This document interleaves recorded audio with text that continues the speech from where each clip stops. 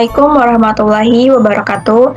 Halo semuanya, perkenalkan nama saya Nandita Pratiwi dari kelas 3 B Ilmu Perikanan dengan NIM 44432200014. Di video ini saya akan membahas mengenai bahan tambahan pangan, yaitu gas untuk kemasan. Video ini saya buat untuk memenuhi tugas biokimia hasil perairan. Nah, langsung saja ke pembahasannya. Nah, apa sih yang dimaksud dengan gas untuk kemasan? Gas untuk kemasan atau packing gas adalah bahan tambahan pangan berupa gas yang dimasukkan ke dalam kemasan sebelum, saat maupun setelah kemasan diisi dengan pangan untuk mempertahankan mutu dan melindungi pangan dari kerusakan. Nah, ada dua jenis BTP gas untuk kemasan yang diizinkan digunakan dalam pangan, yaitu yang pertama ada karbon dioksida dan yang kedua ada nitrogen.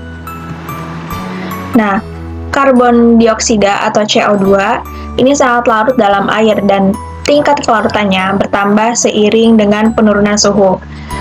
Lalu semakin tinggi suhu, maka semakin besar dan cepat CO2 yang hilang dari kemasan yang diujikan menurut Simanjuntak et al. 2016. Nah, kestabilan gas karbon dioksida atau CO2 pada minuman berkarbonasi merupakan faktor penting yang berhubungan dengan tingkat penerimaan konsumen terhadap produk tersebut.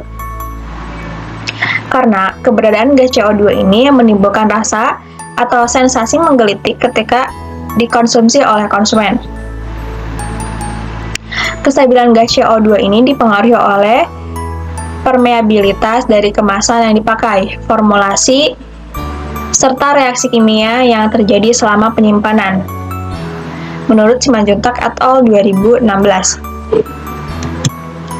Nah, karbon dioksida ini digunakan untuk proses pembekuan cepat, pembekuan permukaan, dingin, dan pendinginan dalam transportasi makanan.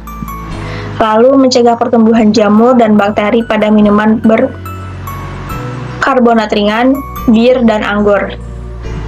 Lalu sebagai selimut inert, sebagai propelan, produk dispensing, dan agen ekstraksi. Lalu yang terakhir yaitu untuk mengganti udara selama pengalengan. Sterilisasi dingin dapat dilakukan dengan mencampur karbon dioksida senilai 90% dan 10% etilen oksida. Nah, karbon dioksida ini memiliki efek stabilisasi pada etilen oksida dan mengurangi resiko ledakan. Nah, lalu di sini ada nitrogen. Nah, nitrogen ini berfungsi untuk mengontrol air pada makanan, mempertahankan nilai nutrisi, kemudian mencegah perubahan sensor pada makanan, terutama buah dan sayuran.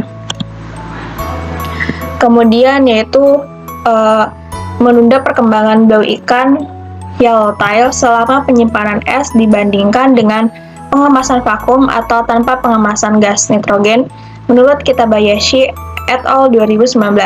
Hal ini dapat disebabkan oleh penurunan aktivitas enzim lipase dan protase dalam ikan, serta penurunan kadar asam lemak bebas dan senyawa volatil yang berkaitan dengan bau pada ikan.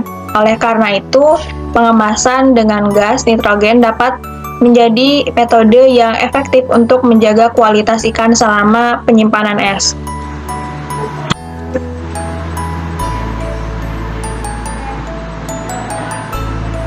Nah, lalu di sini saya mengambil dua penelitian yang menggunakan nitrogen. Nah, yang pertama, berdasarkan hasil penelitian Nur Hasanah et al. 2023 mengetahui bahwa gas nitrogen dalam kemasan, terutama dalam makanan ringan, dapat membantu memperpanjang umur simpan. Hal itu disebabkan karena gas nitrogen dapat membantu mengontrol aktivitas air dalam produk pangan. Kemudian yang kedua yaitu dalam penelitian HW et al. 2010 juga menemukan bahwa kombinasi pengemasan gas nitrogen dengan karbon dioksida pada beras pecah kulit dan soso dapat memperpanjang umur simpan produk hingga 12 bulan pada suhu kamar.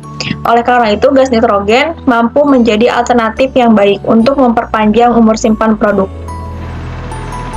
Nah, mungkin hanya itu saja yang bisa saya sampaikan. Kurang dan lebihnya mohon maaf. Wassalamualaikum warahmatullahi wabarakatuh.